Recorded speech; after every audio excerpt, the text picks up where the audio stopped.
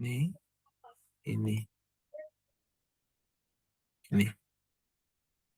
Ya, misalnya terputus karena ini saya hanya satu layar, jadi saya nggak bisa lihat. Ya, saya nggak bisa lihat. Mungkin saya masuk juga via handphone ya, supaya saya bisa melihat bahwa mahasiswanya masih ada dan saya tidak terputus.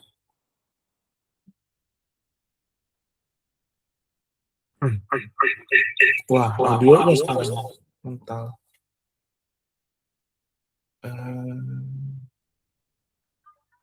Audio. Suaranya feedback nggak? Bisa, Pak. Feedback ya. Kalau di Zoom bisa ini. Suaranya feedback. Berarti fitur yang menghilangkan audio di handphone. Oh, nggak bisa ya. Kalau di Zoom itu bisa ya.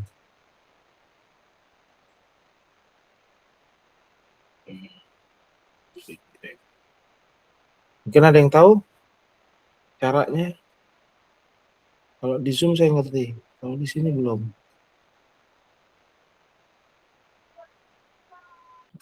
Nggak tahu, Pak. Nggak tahu ya. Oke. Kalau Pojok begini masih kanan. feedback. Biasanya pakai Zoom juga nih. Masih feedback ini? Masih Aman, ya? Pak. Oke. Aman, Pak, aman. Aman ya? Ya, karena handphonenya saya jauhin gitu. Oke, kita mulai aja ya. Aman ya ini ya? Bener ya? Aman, Pak. Baik, kita lihat pengantar analisis deret waktu. Ini slide-nya saya buat pakai AI. Jadi biar cepat, semoga tidak mengurangi esensinya. Dan juga saya sudah edit sedikit ya. Nah, kita akan melihat analisis deret waktu. Harapannya setelah perkuliahan ini memiliki kemampuan konseptual dan kemampuan praktis. Kemampuan konseptualnya menjelaskan makna data yang disusun berdasarkan urutan waktu. Jadi analisis deret waktu ya salah satu komponennya adalah sumbu X-nya waktu. Kemudian membedakan data deret waktu dari data tabular biasa. Mengenali kecenderungan jangka panjang, pola musiman, siklus, dan gangguan acak. Juga kita akan melihat contohnya nanti pakai Google Colab ya. Kita minta Gemini untuk menghasilkan beberapa contoh. Lalu memahami hubungan antar nilai masa kini dan nilai masa lalu. Nah, kemampuan konseptualnya. Kemudian kemampuan praktisnya membaca grafik deret waktu secara sistematis. Berurutan. Menangani nilai hilang, nilai ekstrim, perubahan mendadak secara hati-hati. Membangun perkiraan masa depan mulai dari cara sederhana sampai model formal.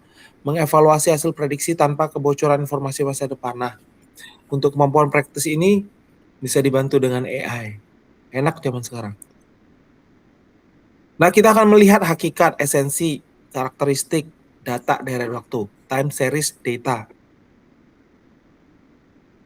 Analisis deret waktu adalah ya, proses membaca, menjelaskan, memperkirakan perubahan satu variabel dari waktu ke waktu. Dilihat di sini satu variabel berarti satu hal yang diamati. Misalnya tinggi badan, berat badan.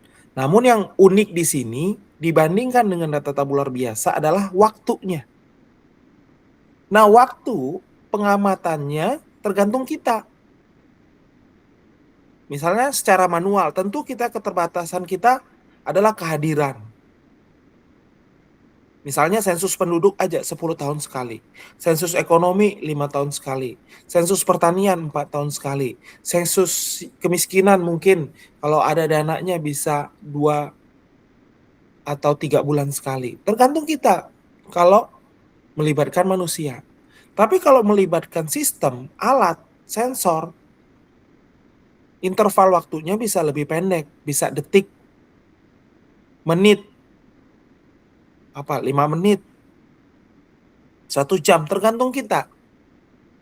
Ya, tergantung sumber daya yang kita miliki. Artinya apa? Waktu kita mengamati data tersebut, objek tersebut, variabel yang tertentu yang kita kumpulkan, kita harus punya sumber daya untuk menyimpan data yang kita kumpulkan. Nah, apalagi sekarang data itu dikumpulkan lewat handphone seringkali ya, dikumpulkan oleh para prinsipal. Setiap aplikasi kalau kita izinkan, dia akan mengirimkan data ke server aplikasi yang di handphone kita, gitu ya. Kalau kita izinkannya saat digunakan, ya saat digunakan itu mengirimkan data, gitu. Jadi yang penting di sini adalah deret waktu. Interval waktunya tergantung si pengumpul data. Kalau menggunakan cara manual tentu cenderung lebih panjang interval waktunya daripada secara otomatis menggunakan alat atau sensor atau sistem yang dirancang untuk pengumpulan data tersebut. Juga keterbatasan kalau manusia beberapa daerah yang sulit dijangkau ya, misalnya di bawah jurang gitu ya, atau yang berbahaya di lereng gunung api, dekat kawah, itu nggak bisa ya, terpaksa kita harus memanfaatkan alat. Nah, itu semua akan mempengaruhi dari sisi aspek pengumpulan data. Nah, di sini kalau kita di bidang ilmu sistem informasi, mungkin nanti judulnya nggak selalu di sistem informasi ya. Saya ambil judul dari keilmuan lain. Di sistem informasi kita lihat, kalau kita lihat esensi ilmu sistem informasi, informasi itu pasti sudah merujuk pada manusia. Karena yang menggunakan informasi ya pasti manusia. Tergantung perannya apa gitu. Di level strategis, atau di level taktis, manajerial, atau di level operasional, gitu ya. Jadi data jumlah penjualan harian akan berbeda interpretasinya sebagai informasi kalau dia memiliki peran yang berbeda, gitu. Oke, di sini jumlah pengunjung website per jam, suhu udara per menit, jumlah pasien per minggu, kalau di bidang kesehatan, jumlah penggunaan listrik ya per bulan, semuanya termasuk data deret waktu. Di sini dilihat ada unsur waktunya, harian, jam, menit, minggu gitu ya. Ada unsur waktunya. Dan variabelnya satu hal di situ. Penjualan, pengunjung, jumlah gitu ya. Di sini ada jumlah yang diskrit, bisa juga ternyata suhu ya, yang desimal. Jadi tidak terbatas ya di situ. Yang jelas data angka.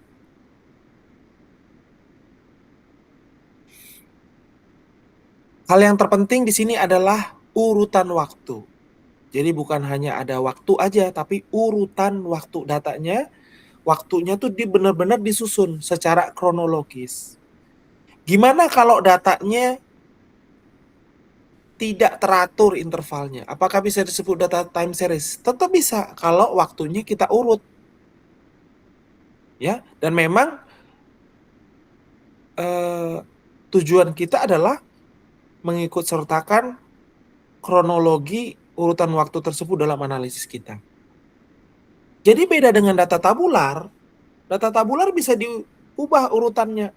Walaupun kita ngumpulinnya secara kita taruh timestamp waktunya, tapi kalau perspektif kita ini data tabular, ya udah berarti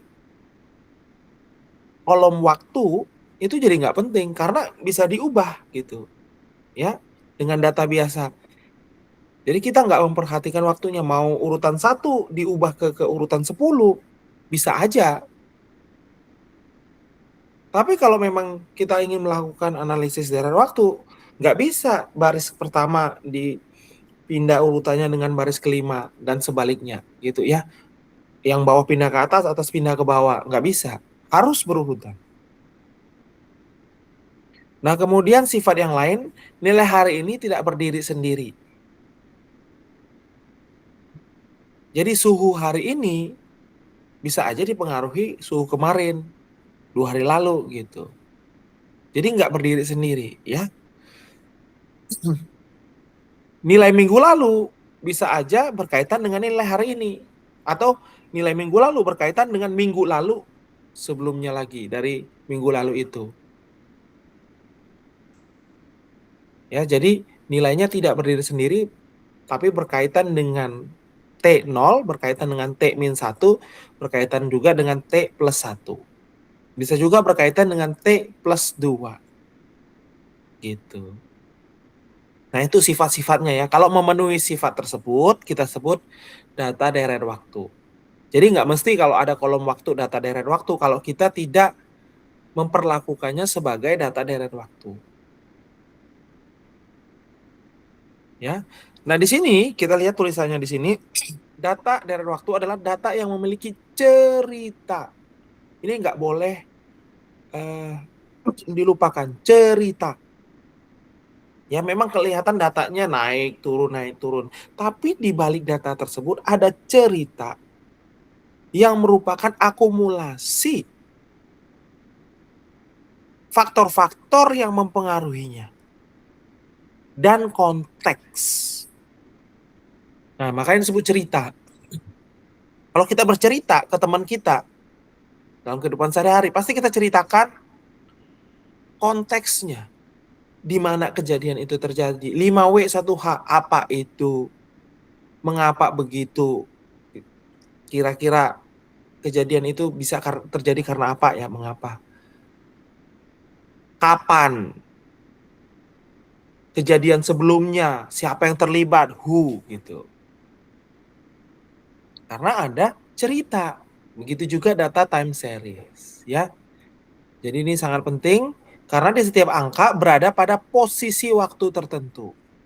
Nah, kita di sistem informasi ini saya rasa sangat penting untuk kalau memang kita melihat data di sistem ya, data log, kan setiap interaksi manusia dengan sistem itu mestinya tercatat. Ya. Nah, di situ kita bisa melihat seperti apa sih yang normal, seperti apa yang nggak normal. Kalau nggak normalnya ke arah baik, mungkin harus kita tingkatkan. Kalau nggak normalnya ke arah yang nggak baik, harus kita cegah, kita tangani gitu. Jadi di sini unsurnya kolom waktu yang jelas dan memang kita perlakukan begitu, ada nilai yang diamati pada waktu tersebut. Jadi satu data time series dengan data time series lainnya bisa kita hubungkan. Karena di sini yang disebut dengan cerita, konteks tersebut tetap bukan, memang bisa ya, ada kualitatif gitu ya. Tapi lebih baik lagi ada juga angka kuantitatifnya, direpresentasikan dengan angka. Jadi benar-benar hubungan tersebut bisa kita lihat secara statistik. Gitu ya. Jadi karena ini penelitian kan harus ada buktinya gitu ya, nggak bisa hanya cerita gitu. Kalaupun ada bukti konteks gitu, kita carilah kira-kira apa yang bisa mendukung cerita kita kalau memang kita nggak sempat ngumpulin datanya atau sulit mengumpulkan datanya gitu ya. Walaupun skala atau tingkat kedetailan data yang menjadi konteks tersebut kasar, tidak sebanding dengan level kedetailan data asli yang kita kumpulkan, yang kita amati, variabel yang kita amati. Tetap kita harus kasih dukungan kuantitatif gitu. Ya, itu perlu diingat untuk dukung konteks kita ini. Dalam ranah penelitian ini beda dengan cerita sehari-hari ya. Nah, urutan waktu tidak boleh diacak, tadi sudah perubahan dari masa lalu ke masa kini menjadi inti analisis. Nah, tujuannya ini. Tujuannya kita mau sampai mana? Menurut saya, ya, kalau S2 sampai menjelaskan perubahan. Ya, menurut saya. Boleh sih membaca pola kalau memang ceritanya menarik gitu. Jadi bisa membaca pola, menjelaskan perubahan, bahkan S3 juga menurut saya cukup sampai menjelaskan perubahan. Tergantung ilmunya, analisisnya. Kalau bidang ekonomi mungkin pengen memperkirakan kemungkinan masa depan. Bisa aja seperti itu. Ya.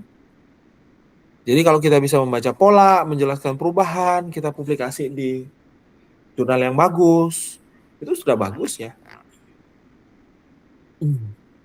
Yang penting juga adalah urgensi penelitian ya. Nah ini contoh ya urutan waktu hari 1, 2, 3, 4, 5 itu memang diurutkan seperti ini. Misalnya di awal pengamatan data mulai naik, ya semakin ramai. Di awal pengamatan mulai naik ya, semakin ramai. Kemudian di sini promosi tiba-tiba naik, nah kayak gitu ya, lonjakan, kemudian turun normal, efek promosi belum ada, kemudian stabil lagi gitu ya. Nah seperti ini. Nah mungkin ini tidak disengaja ya, ada apa di sini gitu ya, nggak tahu kita, mungkin aja ini faktor eksternal mungkin. Tapi di sini kita bisa ngelihat bahwa kemungkinan ada promosi nih ya, dampak promosi sehingga naik gitu. Kalau kita yakin, kita lakukan lagi promosi, tapi tentunya dibarengi benefit, cost benefit analysis ya, worth it nggak promosi ini, jangan-jangan malah nggak untung gitu ya. Tapi harus komprehensif ya, nggak mesti keuntungan promosi itu ada hanya dalam rupiah, bisa aja awareness, itu bisa nggak dikuantifikasi gitu ya, dikuantifikasi aja biar kelihatan.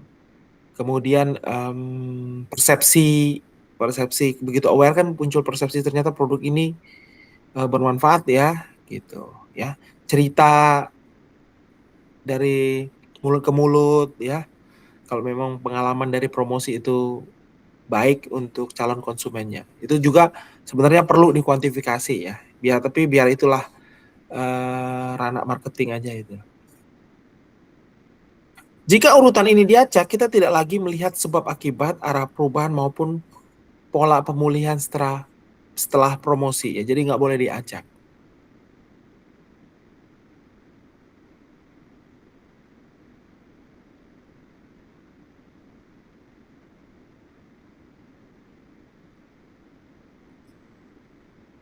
Nah, tadi saya sudah jelaskan bedanya dengan data tabular biasa. Kalau data tabular biasa itu urutannya bisa diacak ya. Data tinggi badan, data alamat pelanggan, profil pegawai, UB, nah semua bisa diacak ya. Pegawai universitas bisa diacak.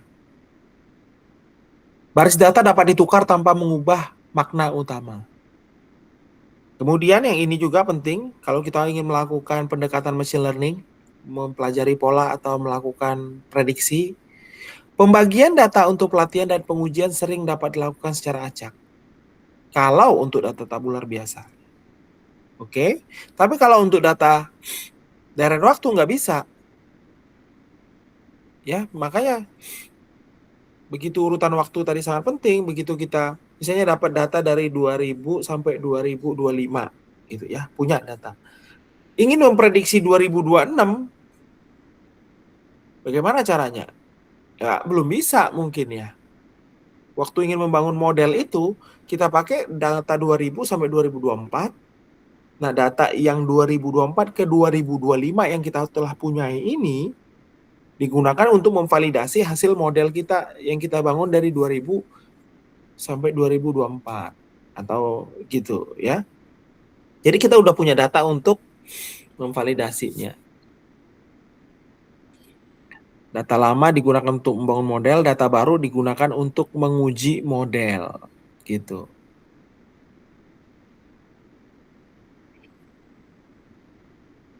Nah, banyak sekali ya dalam bidang apapun, begitu dia menggunakan suatu sistem informasi, mau bidang apapun itu, menurut saya kalau tercatat sudah dapat dipastikan ke data deret waktu.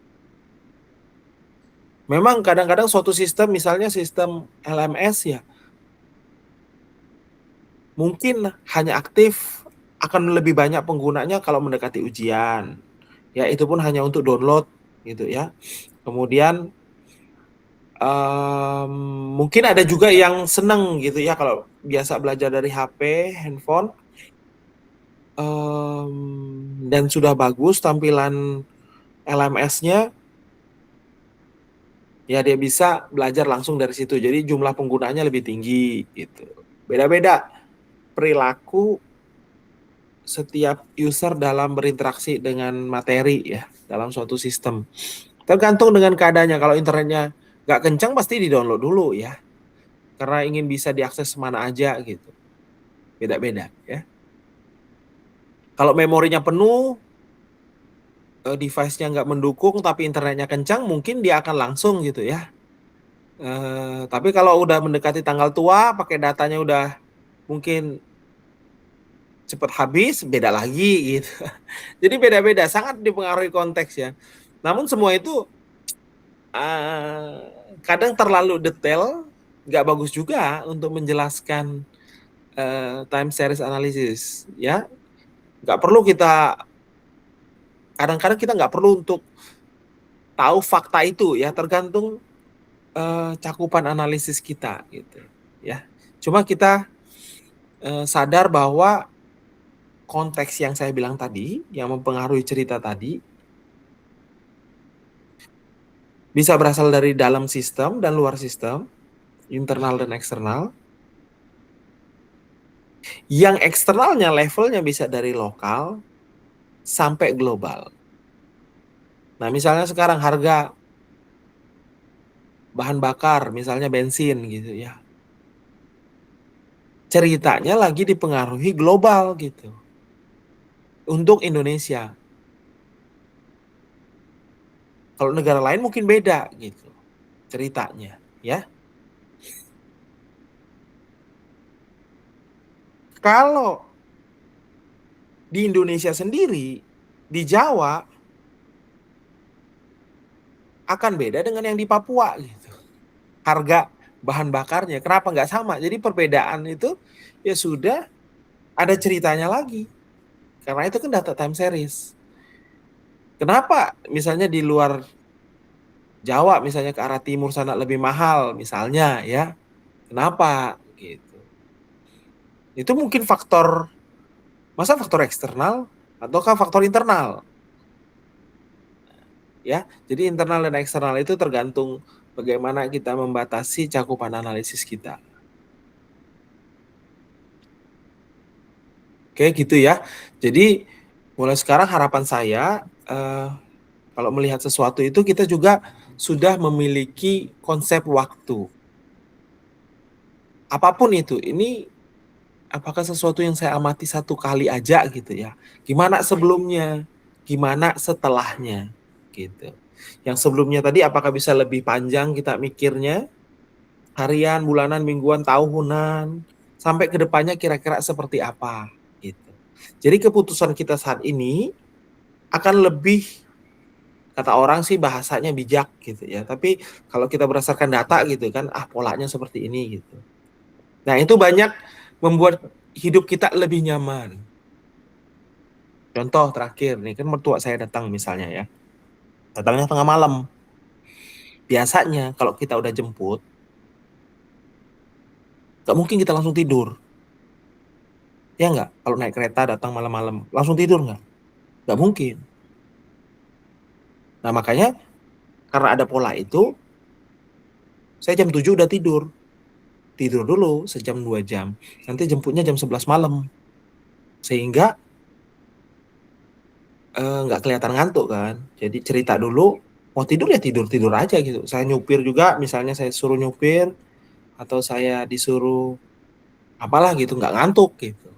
Karena kita tahu pola masa lalu, dan kejadiannya nggak setiap bulan loh. Nggak setiap tahun, nggak setiap 2 tahun mungkin ketemu kan. Tapi ada kejadian masa lalu yang kita paham polanya gitu. Full time series juga kan seperti itu.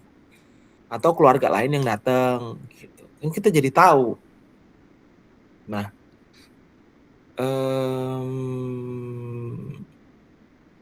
bisa aja kan kejadian tadi itu saya lihat sebagai satu hal yang satu waktu aja. Kok datang malam sih? Kan kita nggak bisa itu ya. Kejadian di masa depan itu, kita kan nggak bisa tahu konteksnya seperti apa. Nah, apalagi di dunia yang global berubah-ubah sekarang. Makanya kata orang jangan lupakan sejarah. Sebenarnya kalau dari konteks ini ya time series analisis itu ya. Cuma masalahnya karena sejarah itu kualitatif, diceritakan, yang interpretasi, yang kualitatif kan pengalaman. Yang kita dengar kan pengalaman seseorang gitu ya kalau bercerita sejarah itu. Nah, jadi ada konteks gitu. Jadi agak-agak sulit bagi kita, apalagi kita mungkin bidang ilmunya nggak di situ ya. Tapi kalau kita bisa ngelihat data aja waktu itu, ada data kuantitatif, tentu akan sangat mudah itu. Akan lebih mudah ya. Nah, jadi selalu menurut saya ya satu event, kalau kita di sini ya, contoh data dari waktu dalam kehidupan nyata ini, karena mumpung di sini kehidupan nyata, ya pengulangan kejadian masa lalu dalam konteks yang lain gitu. Nah, kemiskinan misalnya ya, data kemiskinan. Kalau memang kita ingin arahnya, kalau hanya menyajikan ya bisa ya, tapi kalau arahnya mau mengambil keputusan, kan ini semua mengambil keputusan ujungnya, data kemiskinan. Nah, mungkin aja tempat kemiskinan itu berbeda, tapi apakah pola itu tidak terjadi di tempat lain, di negara lain? Nah, kan kita bisa belajar, oh ini karena ini. Nah, itu membantu pengambilan keputusan kita sekarang gitu. Selama datanya real ya. Nah, kalau datanya nggak real susah gitu. Oke, jadi itu pesannya ya untuk contoh data deret waktu di kehidupan nyata ini, levelnya bisa dari sangat detail di dalam sistem, interval waktunya sangat detail, cakupannya bisa di sistem itu sendiri ya, misalnya CPU apa ya, CPU latensi, misalnya latensi data, query per second bisa sangat detail hingga sangat global. Harga dolar terhadap rupiah, harga saham atau indeks tertentu, harga komoditas tertentu ya, bisa sangat global. Jadi data time series karena kita kan kalau kita catat waktunya akan sangat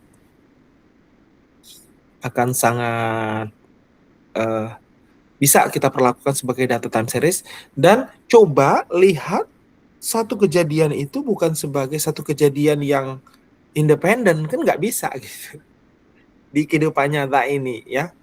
Sehingga kalau kita melihat ini sebagai sistem satu masalah itu, kita bisa skripsi misalnya, tesisnya nanti lebih komprehensif dan bisa ngebatasi sampai mana sih skripsi saya, tesis saya, disertasi saya ini gitu.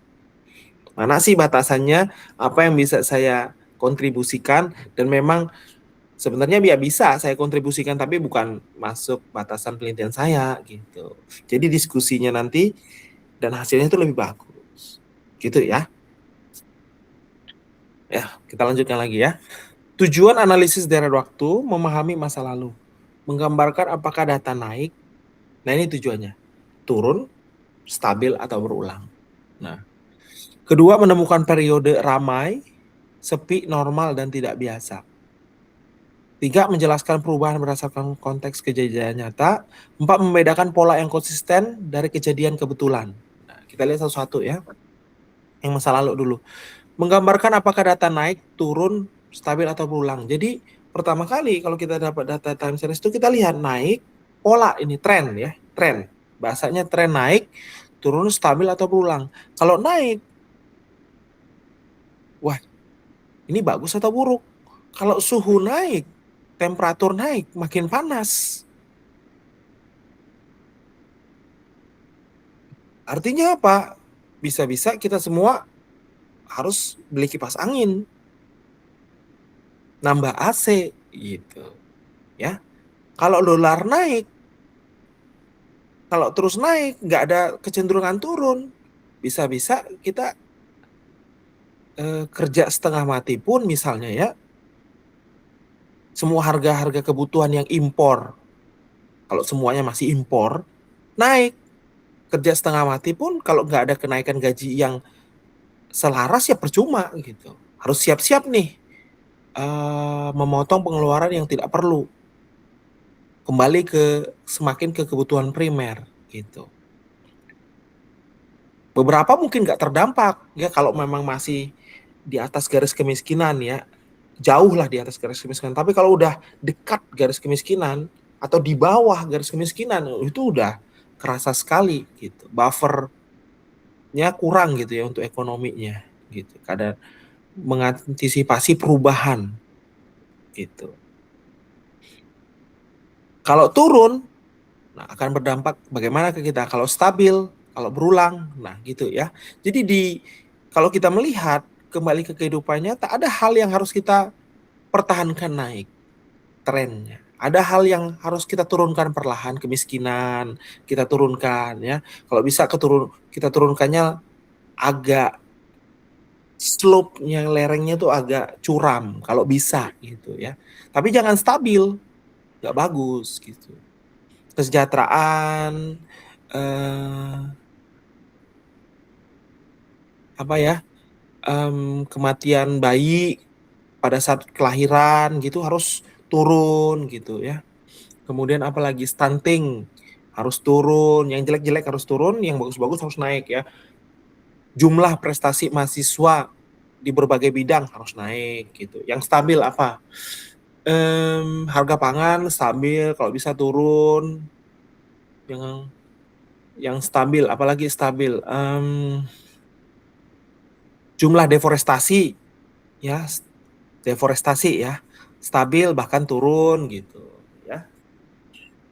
Oke, yang berulang, pasang surut ya harus berulang gitu. Apalagi yang harus berulang ya untuk menjaga cenderung alam ya. Yang alam ini harus stabil berulang gitu supaya untuk menjaga kehidupan tetap berjalan ya secara normal alami gitu. Nah, banyak sekali pola-pola yang tren ya yang harus kita lihat di keseharian kita. Kalau memang itu bidang keilmuan kita ya. Kalau teman-teman yang di bidang pengamatan pasang surut, mereka akan beda lagi dengan yang sistem informasi gitu. Namun data time series pertama kali kita lakukan adalah melihat trennya. Kedua, menemukan periode ramai, sepi, normal, dan tidak biasa. Ini gimana nih? Ini bahasa kita ya. Periode ramai artinya apa? Slope naik. Yang tadi ya.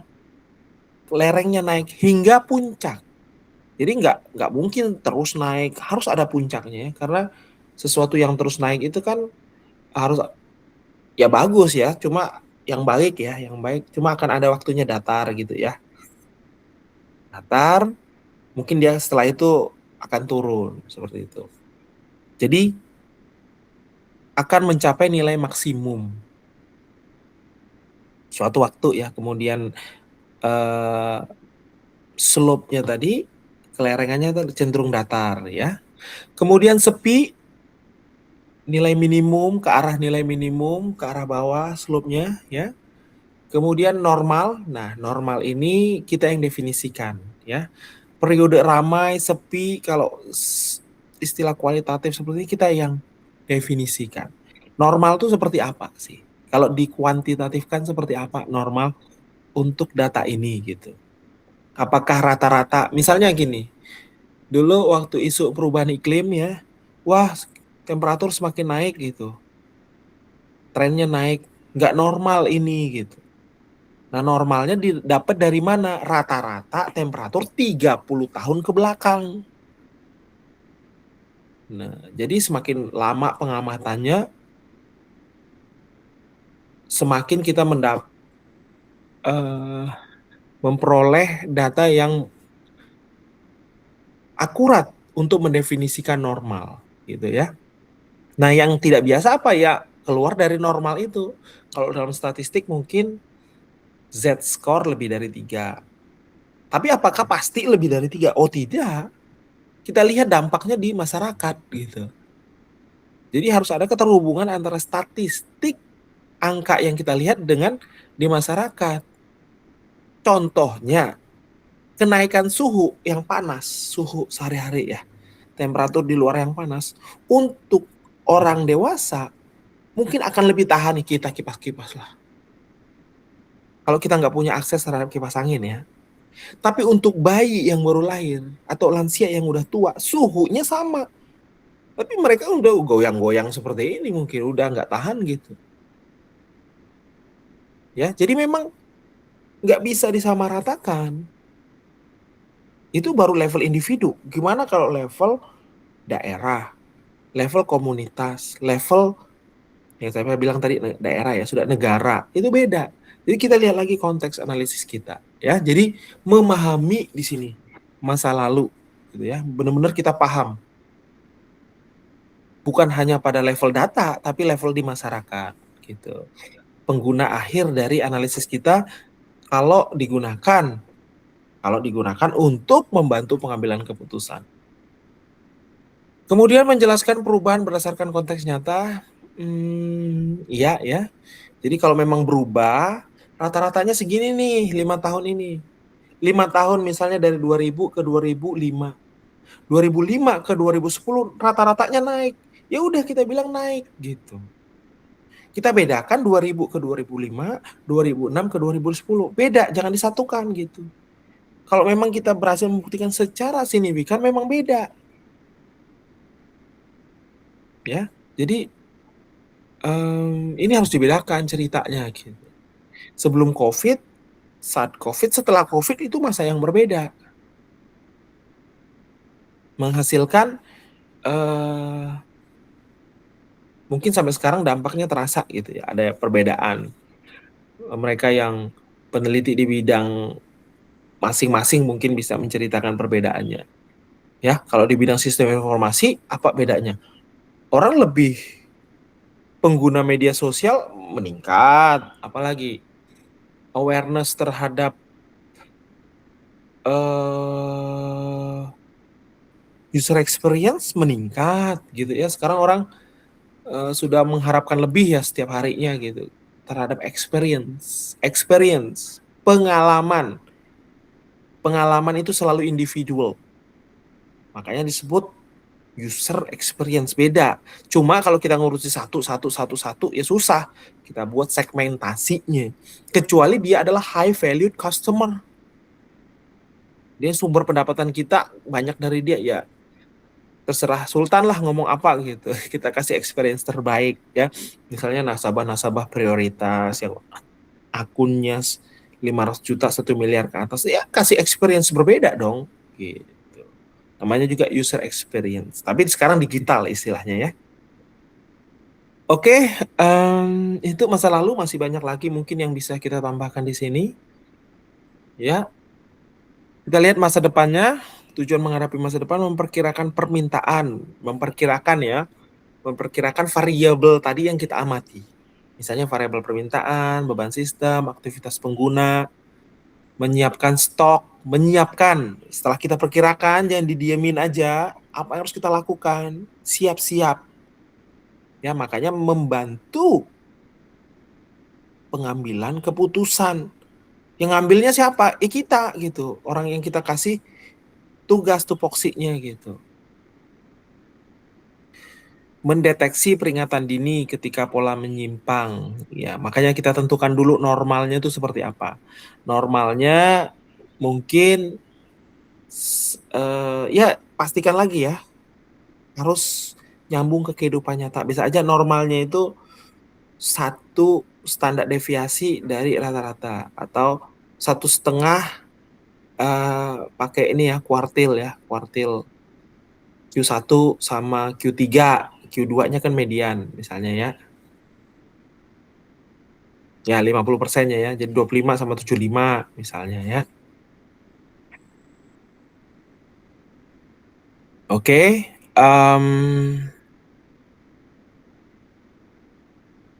bisa aja yang menyimpang adalah di atas pakai Z-score misalnya di atas 3 gitu ya, lebih besar dari 3 dijadikan nilai normal dulu.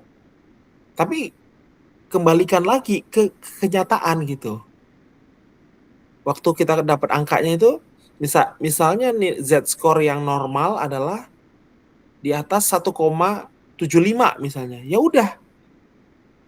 sepakat penggunanya itu kalau memang udah divalidasi 1,75 plus, 1,75 bawah, itu normalnya. Kalau bisa kita langsung tektokan validasi langsung dengan si dari mana sumber data ini kita dapatkan. Kalau bisa. Kalau enggak ya berdasarkan normalnya statistik aja gitu. Ya misalnya 2 atau 3 gitu ya. Di atas nilai Z-score yang dianggap outlier gitu. Oke, mendukung keputusan selanjutnya berbasis data dan bukan sekedar dugaan. Ini ya, karena ada data time series seperti ini biasanya. Ini datanya seperti ini. Jadi kita nggak duga-duga gitu. Enak ya kalau ada data seperti ini. Apalagi ada asisten AI yang udah bilang biasanya seperti ini gitu. Jadi nggak terlalu mikir gitu. Oke, mengenali pola utama dalam data deret waktu. Nah, di sini ada 4 komponen dalam data deret waktu. Kecenderungan atau tren yang tadi kita lihat. Pola musiman, pengulangan yang relatif tetap. Ya, misalnya harga daging mendekati Idul Fitri naik misalnya, ya. Mendekati Idul Adha turun. Misalnya, ya. Seperti itu. Tapi sekarang mau Idul Fitri, Idul Adha naik terus. Pola musimannya jadi berubah nih, harus dianalisis lagi nih. Nah, gitu ya. Siklus itu misalnya kan siklus ekonomi. Kenapa? Ya tetap dia ada naik, turun, tapi nggak sama. Biasanya nggak bisa kita tebak gitu. Oke, pertama puncaknya misalnya tahun 2000. Oke, kemudian dia turun. Bukan 2021 munculnya. Kalau bisa kita prediksi 2000, 2021, sekitar-sekitaran situ ya namanya pola musiman. Tapi mungkin puncak 2000 turun, kita mengalami krisis ekonomi. Nanti puncak lagi 2026. Ya, atau kali 2000 ke 2006 misalnya ya, kejauhan tadi. Kemudian turun, ternyata puncak lagi 2008. Kok bisa ya? Nah, itu kita nggak tahu gitu. Nggak bisa kita tebak. Gelombang naik turun yang tidak selalu tetap. Kemudian gangguan acak ya, noise, variasi yang tidak mudah dijelaskan. Ada 4 ini komponen ya. Jadi kalau ada data time series, kita bisa minta bantu bahasa pemrograman, misalnya Google Colab dengan Python atau R. Kita lakukan time series decomposition, ya. Nah, ambil contoh aja ya, langsung satu.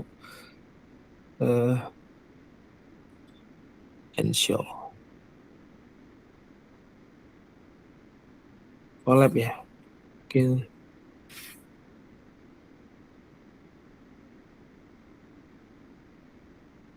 Nah ini, analisis dari waktu ya.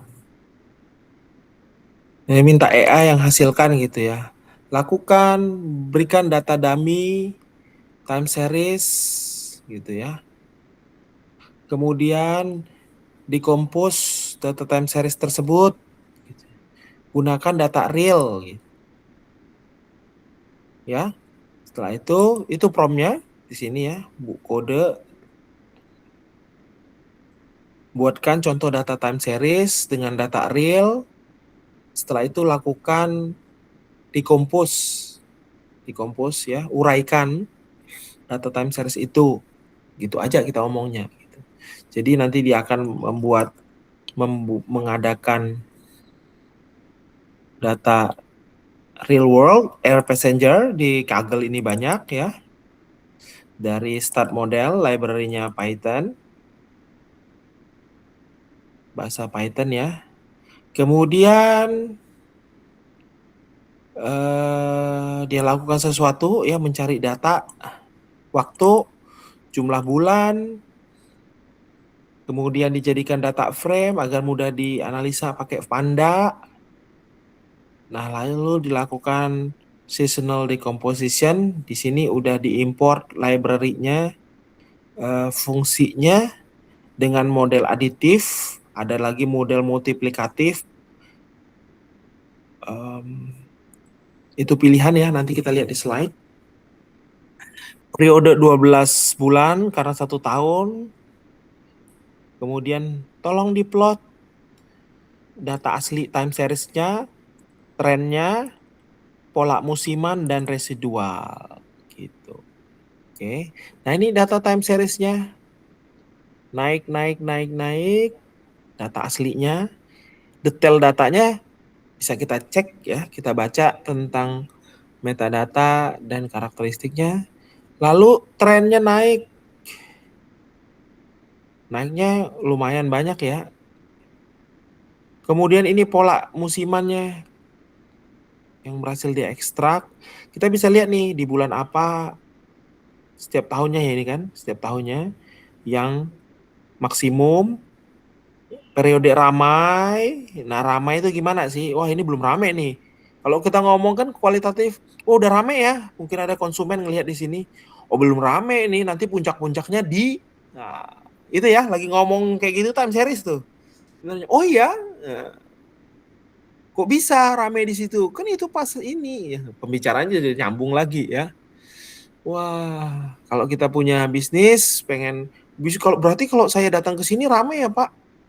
Oh iya, bagusnya datang di bulan ini aja. Gitu ya, udah mulai sepi tapi nggak terlalu sepi. Kan kita bisa begitu ya. Kalau kita sandingkan dengan data-data yang lain, ya kita menciptakan experience yang menarik untuk kita. Misalnya ingin wisata, ingin apalah gitu. Nah, biasanya saya terapkan dalam sehari-hari sehingga kalau saya ya lakukan itu menyenangkan ya untuk saya, polanya saya gitu. Wah, nanti ke Jakarta bulan pas Idul Fitri aja jadi saya bisa nggak terlalu gimana gitu ya macet kayak gitu ya. Kita yang menentukan kalau kita tahu data seperti ini dalam kehidupan sehari-hari, pola masyarakat, pola alam, nanti kita berangkatnya jam 3 aja kalau mau kemana misalnya, ke arah barat misalnya, kalau pengen menikmati diserang sinar matahari gitu ya. Kita yang atur ya kalau kita mengetahui pola. Nah sisanya residual gitu ya. Residual ini juga masih bisa dianalisis ya. Biasanya kalau masih ada pola-pola tertentu itu masih bisa dianalisis atau istilahnya modelnya belum optimal mungkin ya. Tapi itu mungkin bisa dibaca-baca ya. Ini masih pengantar aja. Nah ini dia time series decomposition bisa ya dilakukan sangat mudah sekali dengan bahasa penguraman dan sekarang dibantu AI ya. Jadi kita memahami saya tuh mau pengen ngapain sih ya. Nah bisa tahu pengen ngapain sih itu dari baca-baca. Jadi ini zamannya yang ya kita memang harus makin banyak baca ya. Jadi hobi baca lah. Jadi kalau kita punya tanggung jawab nggak hobi baca itu agak-agak gimana gitu ya. Ya itu ya. Oke kita kembali ke materi ya. Ini komponen dasar deret waktu. Saya pikir gangguan acaknya sudah kelihatan tadi ya. Pola musimnya, kecenderungan jangka panjang, kelihatan. Nah siklus. Siklus ini memang gini aja ya. Siklus semoga ketemu ya. Siklus ekonomi gitu aja ya. Ekonomi images. Mungkin economic cycle gitu aja ya. Mungkin lebih kaya kalau kita nyari bahasa Inggris.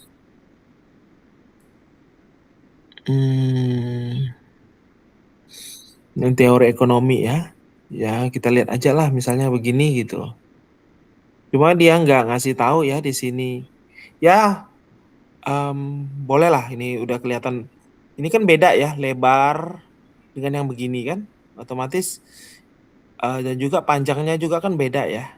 Jadi pasti durasinya juga naiknya lebih panjang, ini durasi langsung gitu ya. Jadi bisa kita lihat di sini ada siklus, misalnya ini siklus ekonomi, sumbu Y-nya real GDP meningkat ya, syukur. Kemudian di sini ada boom ya, meningkat siklus. Jadi kita nggak ada Intervalnya kan nggak sama seperti seasonal tadi. Memang polanya seperti season, naik turun, naik turun, naik turun. Tapi di sini kita lihat ada tren masuk ke dalamnya dan juga jaraknya nggak sama ya. Jarak dari misalnya dari garis lurus ini sampai ke puncak, di sini kan nggak sama durasi waktunya. Ya, maka kita bisa sebut ini siklus. Ya, ada banyak hal tentang teori ekonomi ini. Kalau yang tertarik ya, sekarang nih karena harga dolar naik, jadi Instagram saya itu isinya ekonomi semua ya. Itu siklus.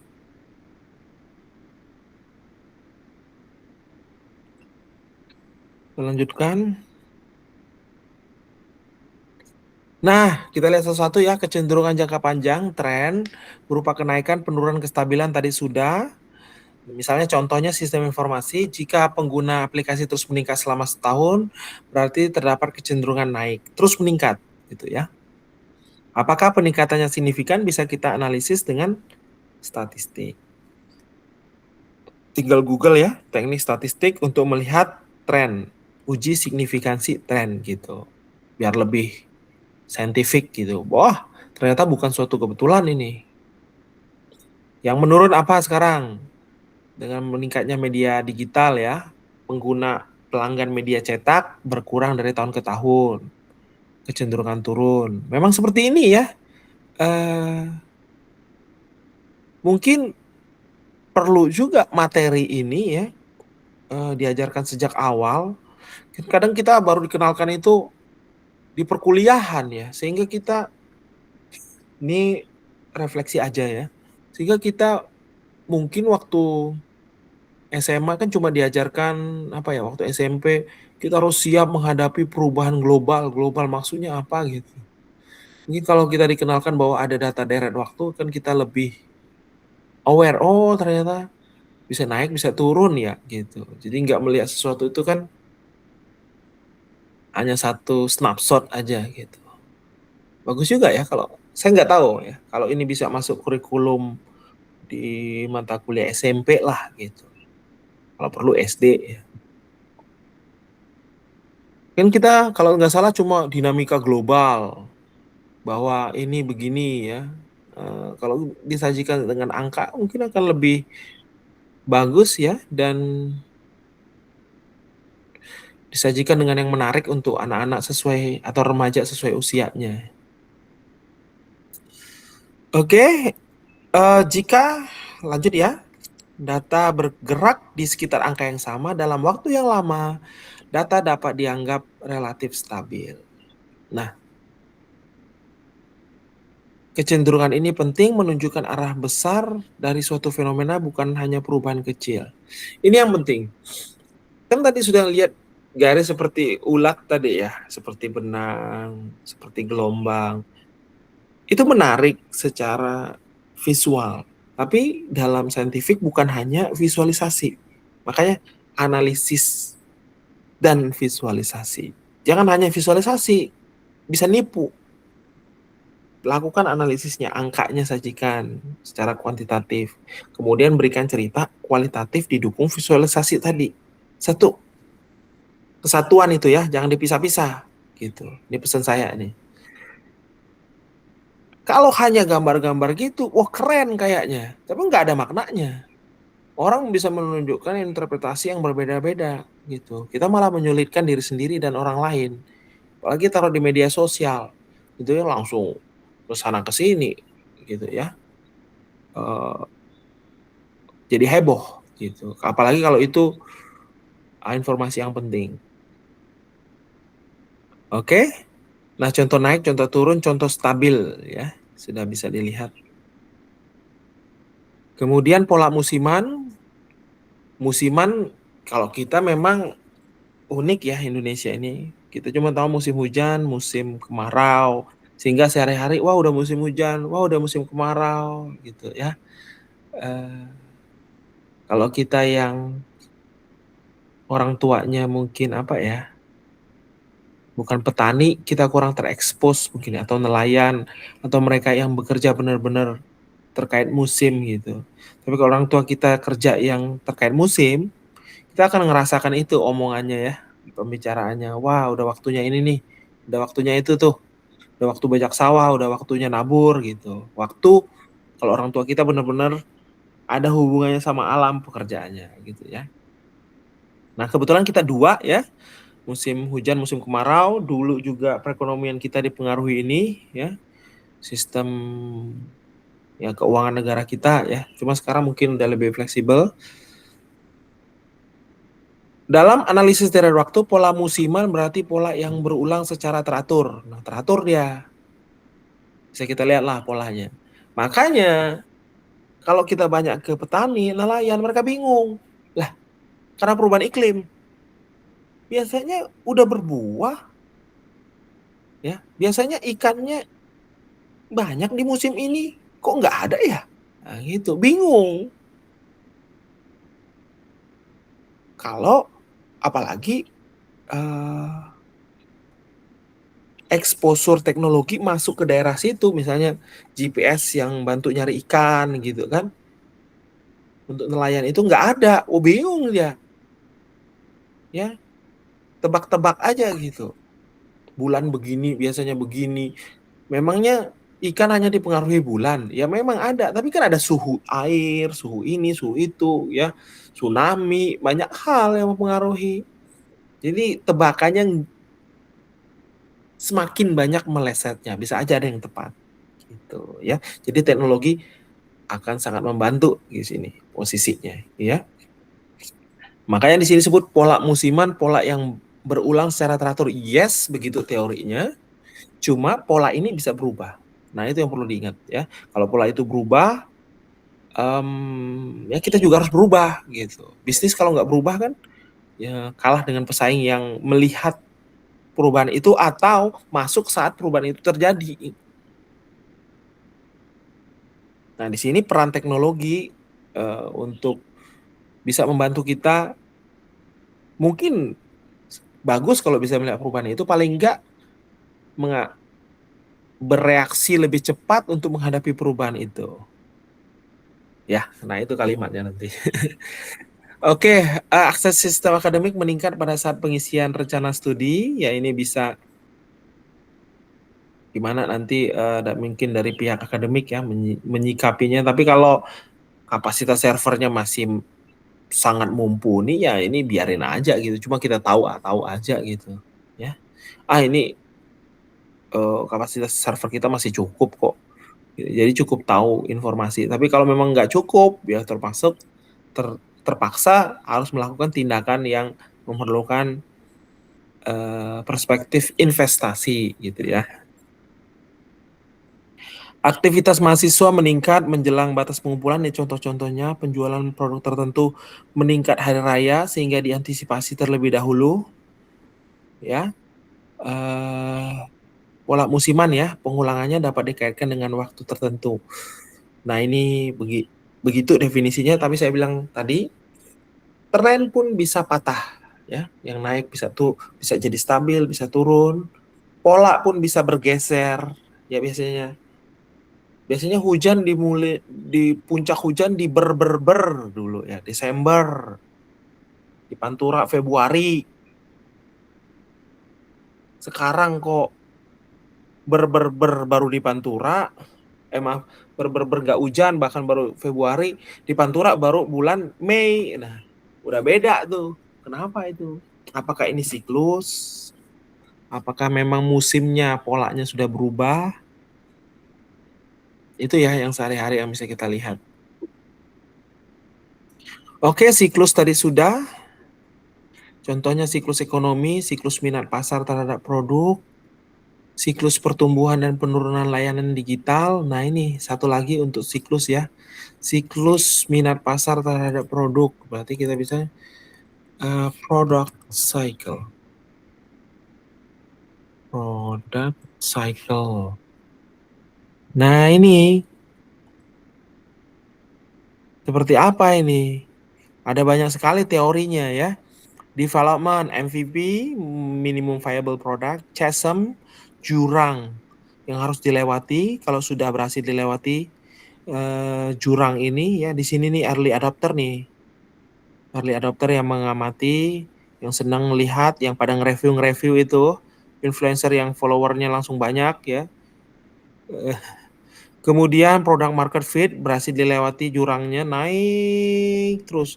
Sebenarnya udah mau turun nih harusnya nih. Tapi pinter yang bikin produk tuh, ya berhasil meraih hati, naik lagi dia, ya. Jadi nggak sempet ke end of life di sini. Ini bagus sekali, ini perlu dibaca ya. Ini nanti harus saya baca ini, bagus sekali ini. Biasanya langsung ke bawah gitu cerita ini, ada naik lagi ya dari autornya. Ini bisa dibaca ya bagaimana ke sini. Ya, produk-produk jangan sampai ditinggalkan, produk-produk yang sudah ada mature, sudah dikenal luas, tiba-tiba muncul yang apa istilahnya, interrupt ada istilahnya itu ya, dalam produk cycle disruptif ya, yang mendisrupt keadaan ini ya. Ini banyak sekali ya ilmu di dalam sini. Ini gabungan dari berbagai macam teori di sini. Ini kaya sekali, hanya satu grafik ini.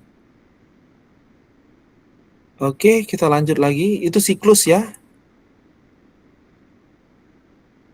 Nah, gangguan acak yang tidak dan nilai yang tidak biasa, variasi yang tidak mudah dijelaskan oleh arah jangka panjang yang tadi, gangguan hampir selalu ada, nilai-nilai tadi ya, nilai-nilai residual. Bisa kita anggap satu ya, sisa tadi residual, bisa juga nilai yang anomali gitu. Apakah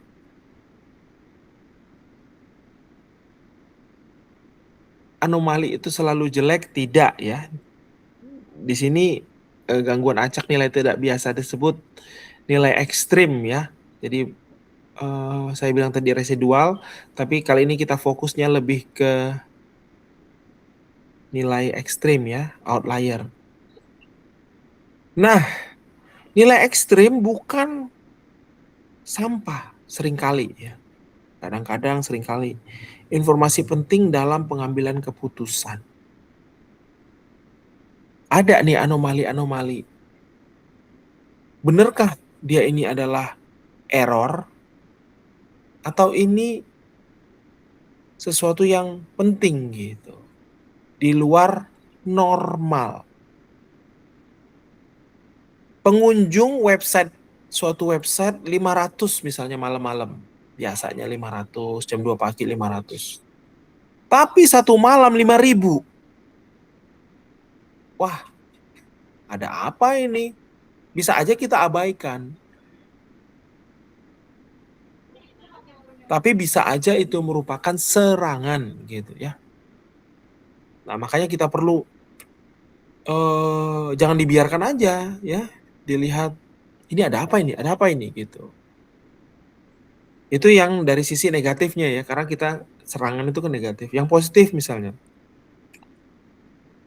apa ya, tiba-tiba melonjak aja gitu pembelian. Ada suatu produk tiba-tiba melonjak nih pembeliannya. Kenapa nih? Ada apa ini? Nah, anomali gitu ya. Tiba-tiba ternyata ada artis yang cukup lagi viral, dia pakai produk itu, ketangkap kamera, ya udah tiba-tiba produknya laku gitu. Bisa aja kejadiannya yang seperti itu. Apakah kita ingin mempertahankan itu ya? Kalau bisa terjadi terus kan kita enak ya, yang bagus ya.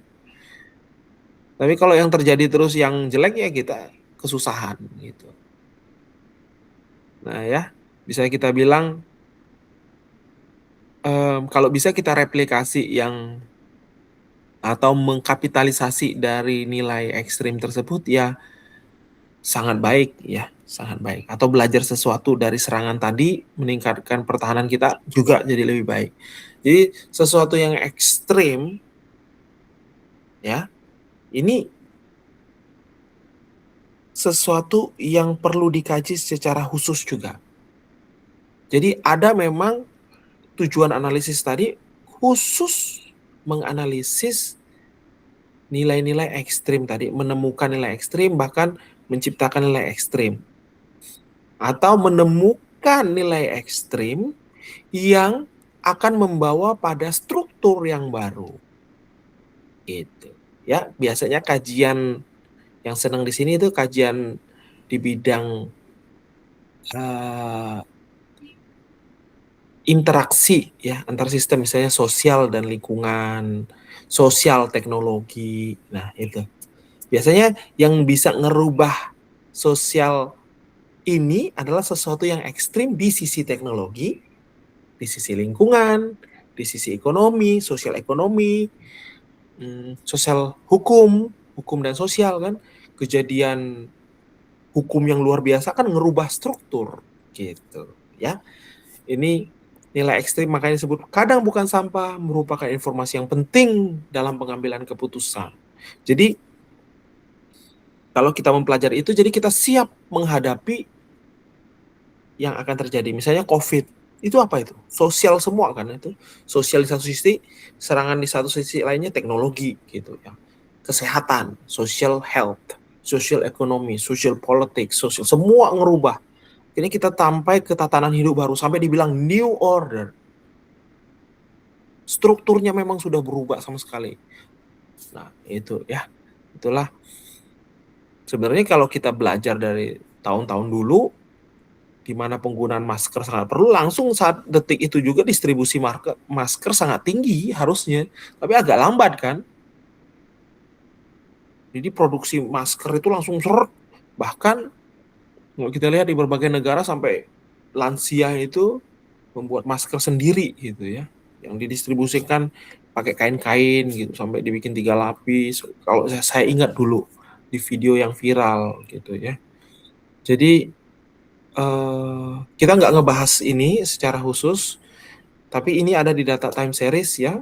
Dan ini kajian yang menarik, nanti biasanya kalau udah sampai ke S3 disertasi ini sesuatu yang akan ketemu dibahas dalam seminar-seminar gitu ya.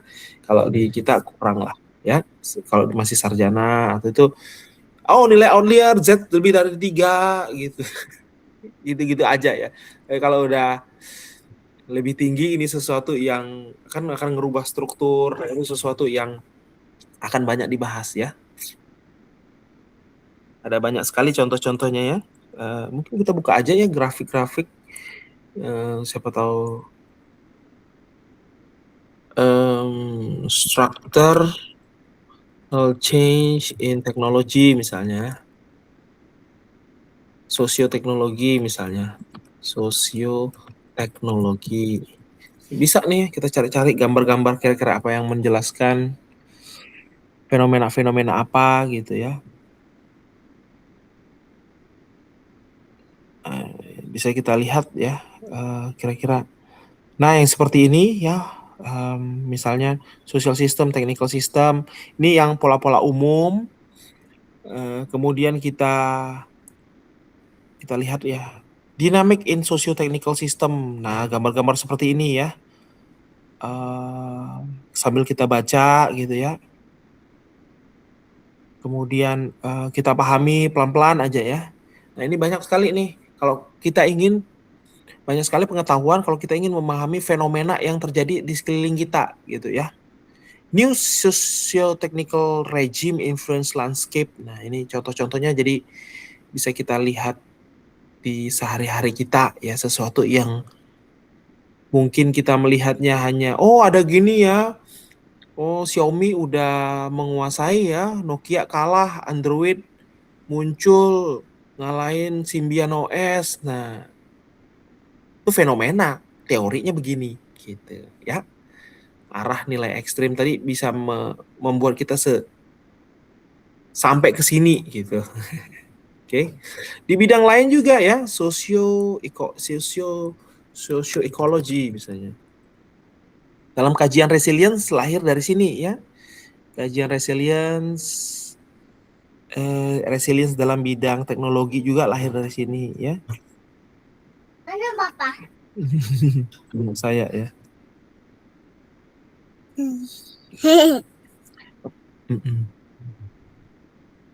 Bapak.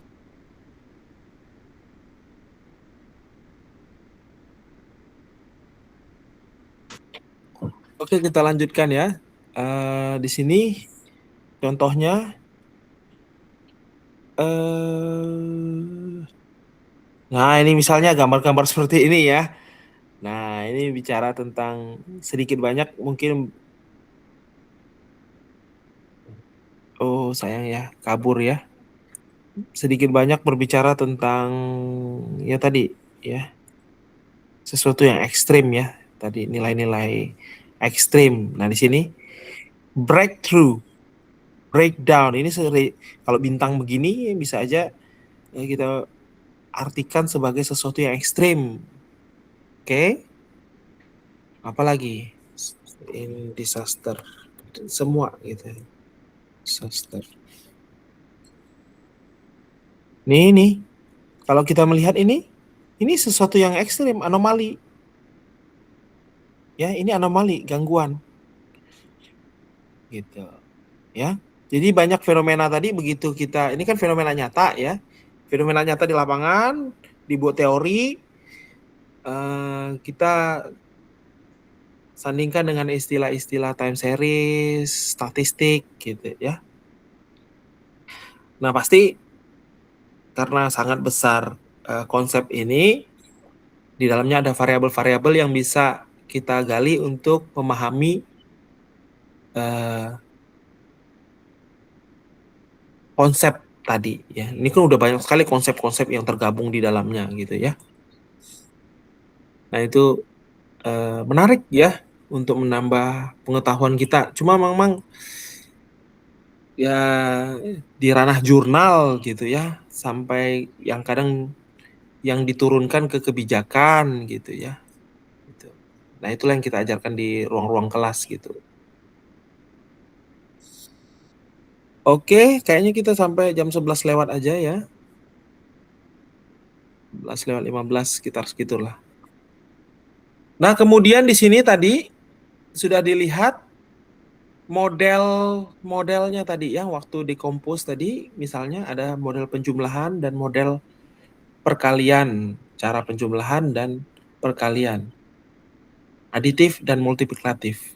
Tadi yang kita pakai aditif, pola musiman relatif tetap, kenaikan dianggap tambahan nilai yang relatif konstan, lebih mudah dipahami dengan data yang fluktuasi stabil.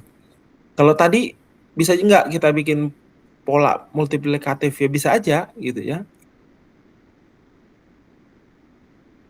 Namun perlu kita tentukan nanti sebelumnya pola mana sih yang pas gitu ya, multiplikatif atau aditif. Kalau yang perkalian cocok ketika fluktuasi besar saat level data makin tinggi, musiman lebih tepat dipahami sebagai persentase, sering dibantu dengan perubahan skala seperti logaritma ya. Kemudian kita melihat pembersihan data deret waktu. Kadang-kadang data yang diperoleh sistem itu kan nggak mesti lengkap. Ya, bisa aja dia internetnya putus sebentar gitu. Kan nggak ada data jadinya yang dikirim. Jadi data yang dikumpulkan oleh sistem nggak mesti bersih gitu ya. Jadi apa yang kita lakukan, lihat grafiknya dulu. Ya, lihat arahnya, polanya, lonjakannya, time seriesnya gitu. Kalau ada yang kosong, dibikinnya sumbu Y, sumbu X. Kalau ada yang kosong, nah kalau periode kosongnya hanya sedikit, kita bisa cari interpolasi gitu ya. Nilai awal dengan nilai akhir. Misalnya satu nilainya 4, satu nilainya 7, 4 tambah 7 bagi 2 misalnya kalau ada satu titik yang kosong. Kalau 2 titik, 4 kalau 2 titik bisa diinterpolasi dibagi rata jaraknya bisa gitu ya. 47 berarti 4, 5, 6, 7 gitu. Kalau 3 ya dibagi lagi gitu. Kalau data yang kosong banyak, kita lihat apakah polanya sama dengan periode sebelumnya yang masa yang sama gitu. Mungkin kita kopas datanya, copy paste. Kalau terlalu banyak yang kosong, ya mungkin nggak perlu dianalisis data itu ya. Anggap aja ada kekosongan data di situ. Gitu. Jadi pilihan ini tergantung kita. Kemudian ada yang lain ya, tadi nilai hilang, kalau nilai ekstrim kita cek. Apakah ekstrim ini benar-benar karena kesalahan manusia, kesalahan sistem, bukan kejadian nyata? Kalau kesalahan sistem ya kita perbaiki ya dengan uh, smoothing atau moving average gitu ya. Kita perhalus datanya, kita ganti ke nilai yang kira-kira benar. Kalau memang ini kejadian nyata, misalnya serangan atau tiba-tiba viral, ya tetap kita pertahankan gitu, kita pelajari kenapa bisa begitu.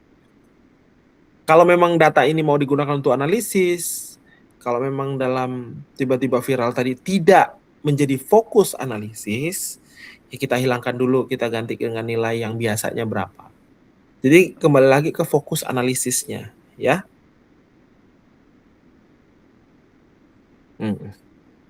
Nah, jangan lupa tandai titik yang terjadi nilai hilang, nilai ekstrim agar kita punya catatan ya.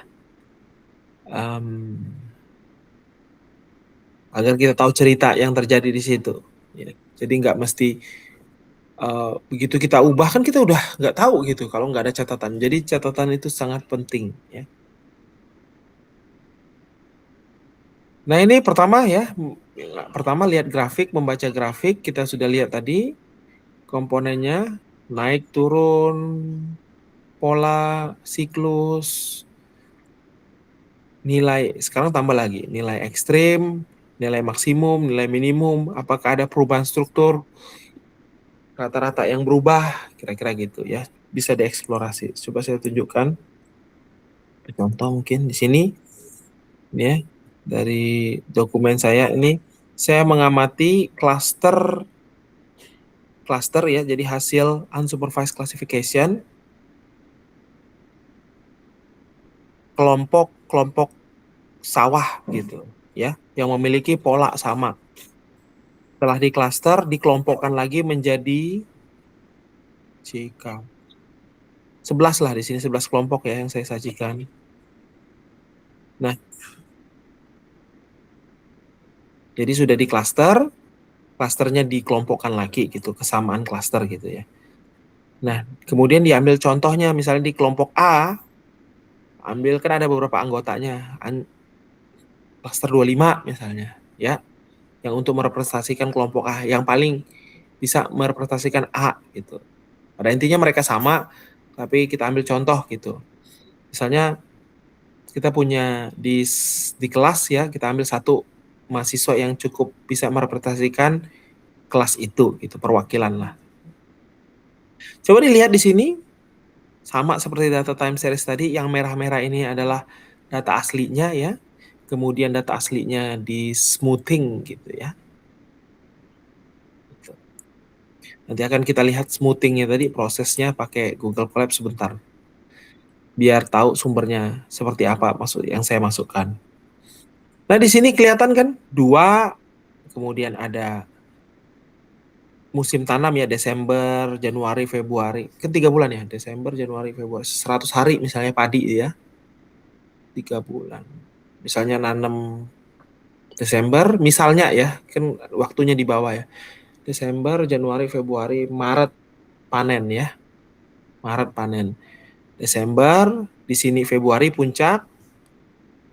Kemudian panen.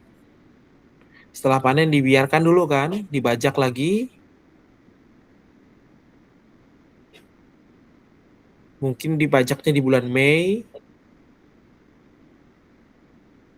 Habis itu bulan Juni tanam. Jadi Juni, Juli, Agustus. Ini mungkin naik lagi di sini bulan Agustus. Jadi Februari, Agustus gitu ya. September, Oktober di sini, Desember, Oktober, November, Desember lagi di bawah ini. Naik lagi di bulan Februari, puncak lagi. Gitu ya, saat sawahnya sudah menghijau semua gitu ya. Bukan menguning ya. Di sini kebetulan menghijau, menguning mungkin akan turun lagi. Karena ini adalah satu indeks tentang kehijauan ya. Jadi yang hijau yang maksimum. Nah begitu ya polanya, 1 tahun begini, 1 tahun lagi 2 puncak, 1 tahun 2 puncak. Jadi dari satu bawah dari bajak ke bajak lah. Sawah itu 197 hari, bajak satu sampai ke selesai semua ya. bukan dari proses membajak sawah, mulai nanam, dari mulai nanam sampai ke selesai ke tanaman kedua itu 197 hari. Jadi ada sisanya ini. Mau sisanya ini misalnya dipakai untuk kosong boleh, mau nanam timun boleh, mau nanam apapun boleh gitu ya. Maksudnya ini kalender tanam petani akhirnya jadinya gitu. Jadi ngelihat pola. Jadi ini kalau nggak salah 20 tahun ya. Kalau nggak salah. Nah, ternyata ada yang 197 hari, ada yang 245 hari, ada yang 301 hari gitu. Artinya apa? Beda varietas padi. Oke. Atau pola tanam, cara mereka nanam beda. Kemudian ada banyak informasi yang saya bilang tadi, cerita tadi. Ya, itu ceritanya. Mungkin banyak cerita lagi yang lain yang belum kita pahami gitu ya. Nah, kemudian alternating double and triple cropping pattern biasanya 2.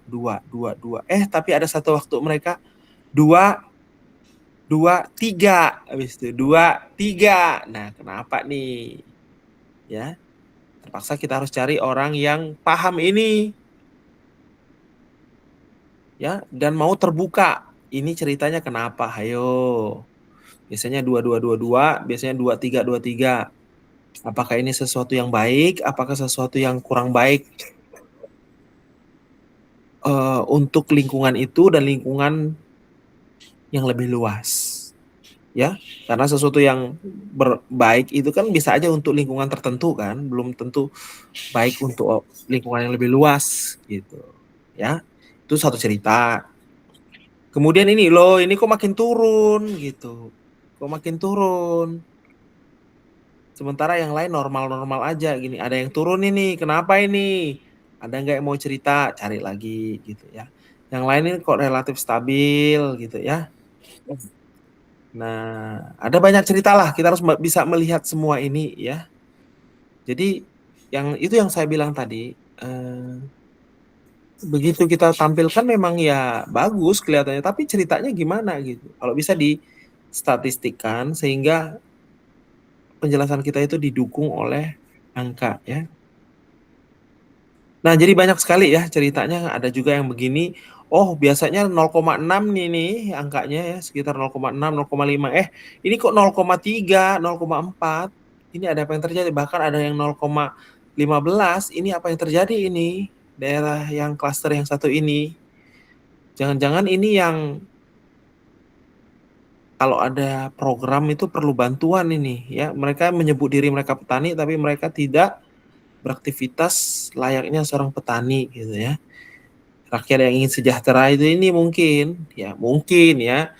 Lalu kita datang gitu ya.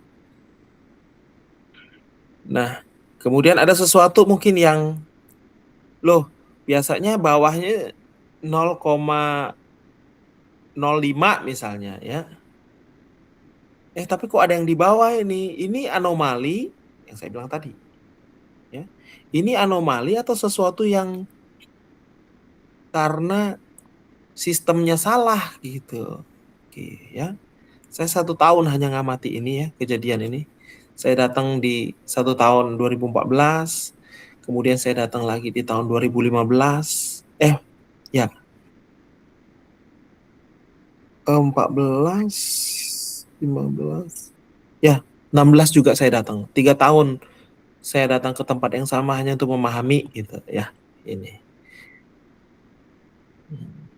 Jadi lumayan biayanya. Hanya untuk tahu, membuktikan harus saya lihat mata gitu kira-kira. Nah, ya. Nah, begitulah cerita ya. Jadi time series itu memang nganalisisnya oke, kalau tergantung daerahnya ya. Kalau cakupannya luas ya kadang-kadang effortnya lebih, kalau cakupannya sempit ya misalnya di satu CPU gitu kan ya di depan kita aja ya kita lihat nih palingnya apa itu jumlah RAM-nya, arsitekturnya, dan lain-lain gitu ya. Database-nya apa, struktur datanya gimana. Nah, di situ kira-kira berdasarkan teori gitu ya. Nah, itu ya membaca grafik daerah waktu. Nanti saya upload ke Drone saja. Nah, di sini tadi yang terakhir sebelum kita akhiri, yang saya bilang,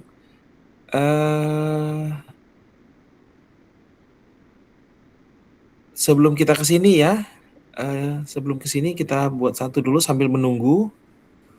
Aktifkan nonaktifkan Gemini. Buatkan contoh time series smoothing dengan moving average saja. Average. Oke. Nah, sambil menunggu,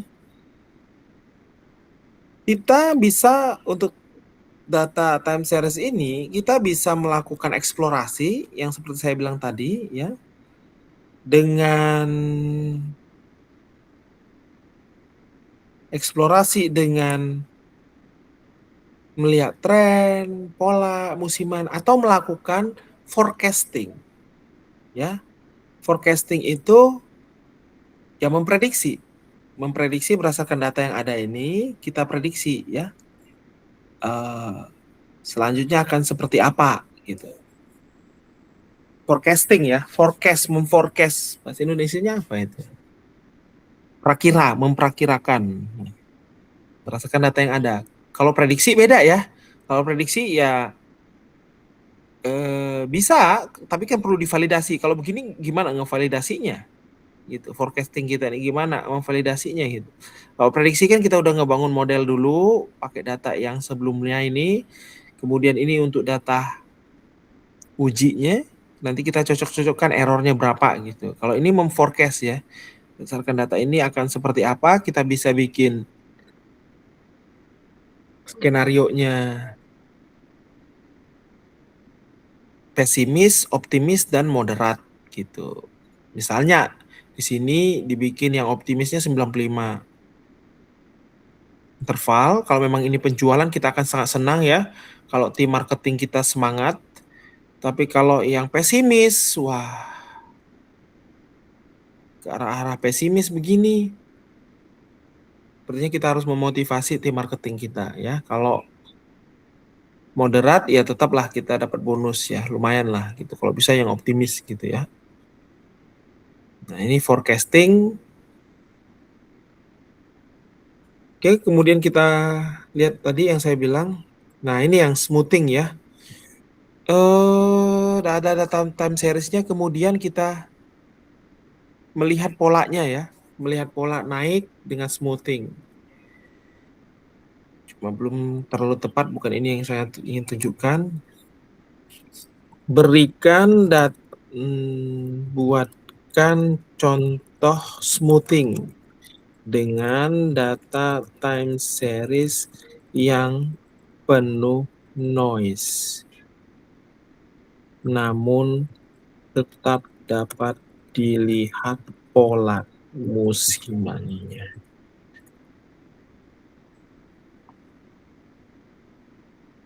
Nah, misalnya seperti ini, smoothing ini ya kalau original data dan moving average ya. Melihat moving 12 berarti melihat rata-rata 12 periode. Kalau bulan ya 12 bulan. Kalau hari 12 hari. Nah, yang ini yang saya maksudkan ya. Nah, kalau datanya semakin apa ya namanya ya, intervalnya semakin rapat, tentu semakin sulit kita melihat polanya ya, nilai-nilai mana yang mau dianalisis nih, kadang naik turun. Ya udah kalau kita smoothing, teknik smoothing sangat penting, pemilihan teknik smoothing yang kira-kira paling baik untuk data kita apa ya? Apa yang paling baik untuk data kita? Karena akan kita lakukan penyesuaian, maksudnya validasi dengan kenyataan lapangan gitu ya. Jadi bisa aja teknik smoothing yang berbeda akan menghasilkan ya ini pola yang sedikit bergeser ya. Jadi kita harus memilih teknik smoothing beberapa prosedurnya. Kemudian kita bandingkan dengan, kita validasi dengan yang data di lapangan. Mana sih yang paling cocok misalnya di tahun 2016 bulan apa ini rendah, apakah memang segitu rendahnya gitu ya. Jadi kita perlu data lapangan. Bandingkan beberapa teknik smoothing.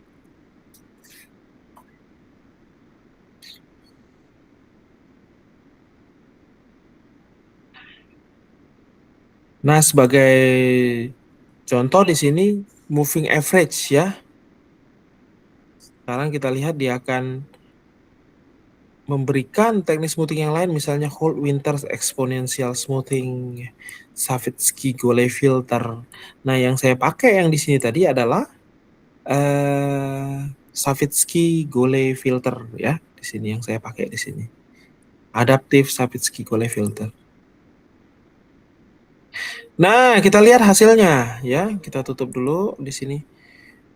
Moving average window 12, Holt Winter exponential smoothing, Savitsky-Golay filter dengan parameter window 12 poly 3. Nah, dilihat itu beda. Holt Winter ya masih ada yang hijau ya, masih ini teknik smoothing ya. Kita masih banyak teknik smoothing yang lain. Kelihatan ya di bulan 2013, di tahun 2013 bulan ini nilainya segini ya. Kalau jadi yang kita ambil ya nilai yang setelah smoothing itu ya. Polanya setelah ini bisa kita lakukan time series decomposition, juga bisa pakai data asli gitu ya. Tapi kalau kita ingin mengambil nilai melihat pola dan mengambil trennya tanpa dekomposisi, kita tinggal pilih teknik smoothingnya. Kita mau ambil yang mana nih? Mau yang Savitsky, Holtz, apa moving average gitu ya. Sini ada penjelasannya ya. Nah, setelah dapat ini mau kita decompose boleh ya. Silahkan. Pakai yang hasil smoothingnya atau yang data aslinya. Tujuannya apa? Agar kita tahu pola tadi ya. Setelah kita tahu pola. Karena bisa aja data aslinya itu penuh noise. Ya, noise yang dipengaruhi faktor internal sistem itu sendiri dan eksternal.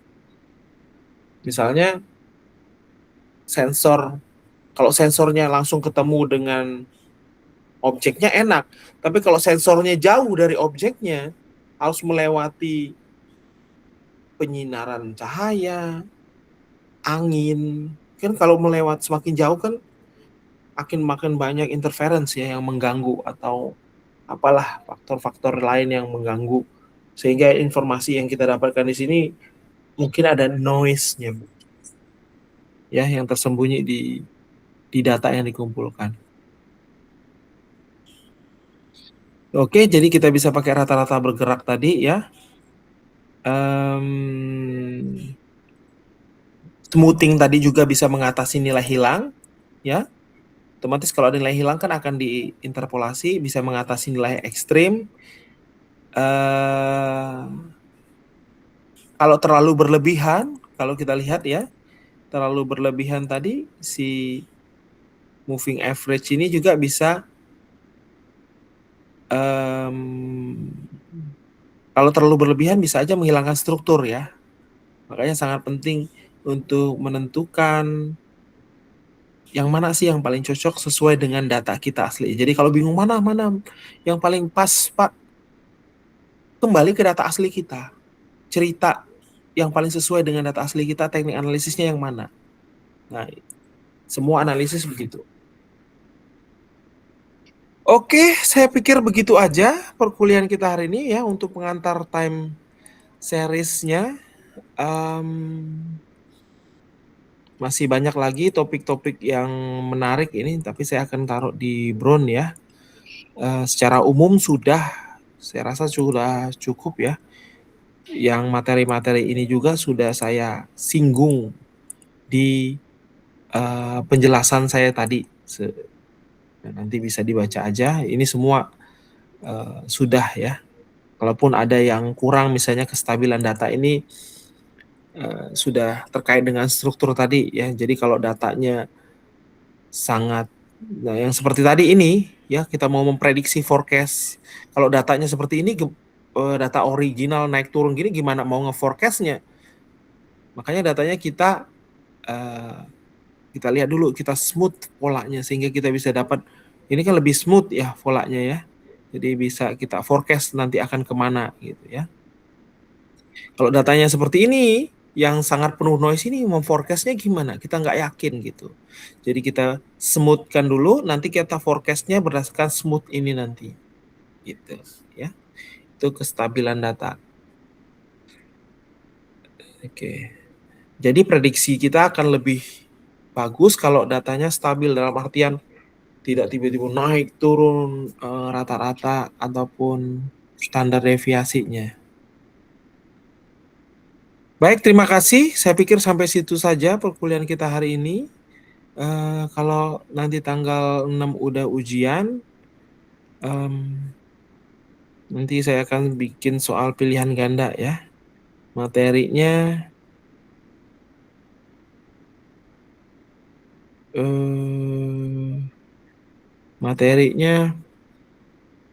termasuk analisis time series ini ya. Kemudian mungkin fokusnya ke pengantar data science aja ya. Pengantar sains data diambil dari materi-materi. Bron sudah bisa dibuka belum? Kayaknya saya sudah upload materinya ya. Pengantar sains data, jadi sains data dan time series gitu aja ya.